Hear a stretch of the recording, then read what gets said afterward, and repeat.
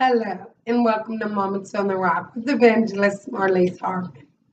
I'd like to continue a conversation that we started out with 3 weeks ago. The conversation deals with the biblical principle of pruning.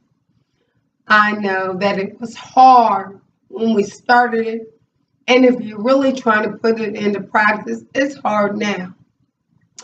But if we are going to be the people that God created us to be, if we're going to walk into the destiny that God designed for us, if we're going to live the lives that God created for us, then we must be ready to go to God and say, God, what do I need to prune?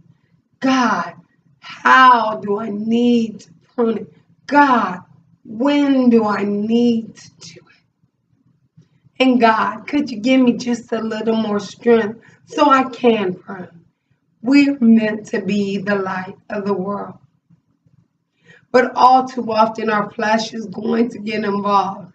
And it's going to say, prune the thing that causes us pain. Prune the thing that causes us difficulty. Prune those people who just are simply disagreeable.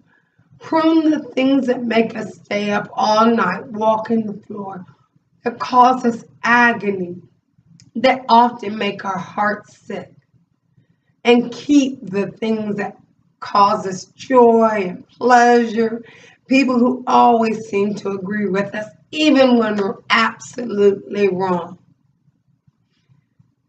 We have to let go and let God. We have to understand that God's way is not our way.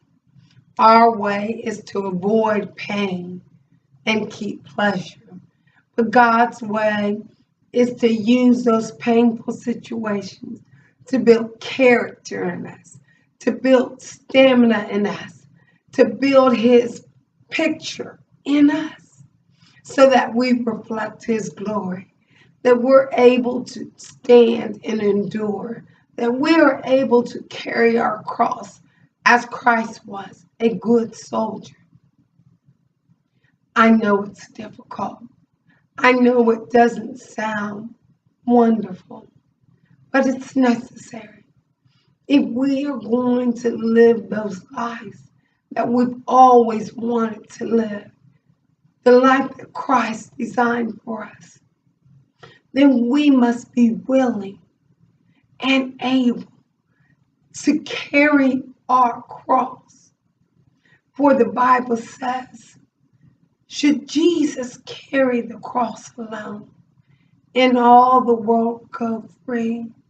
No, there's a cross for everyone, and there's a cross for me. So when we prune, we must make sure that we are not pruning away the cross, because it is the cross.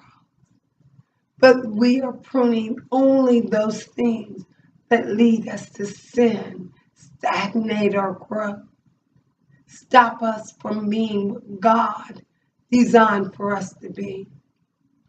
Ask God. He's more than willing. He's more than able. He's more than capable of responding to you, because I told you last week, He said, I love you, and I will never leave you or forsake you.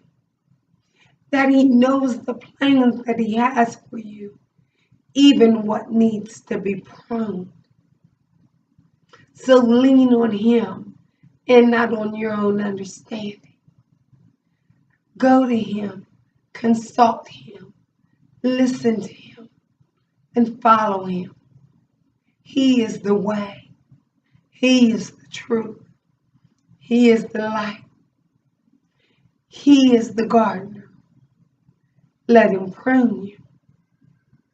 And what remains will be a beautiful rose that shines with the glory of God, capable of withstanding the pressures of life, capable of withstanding the winds of life, capable of withstanding the pains of life, whose fragrance draws the world to a good and perfect God. This has been Moments on the Rock. You be blessed.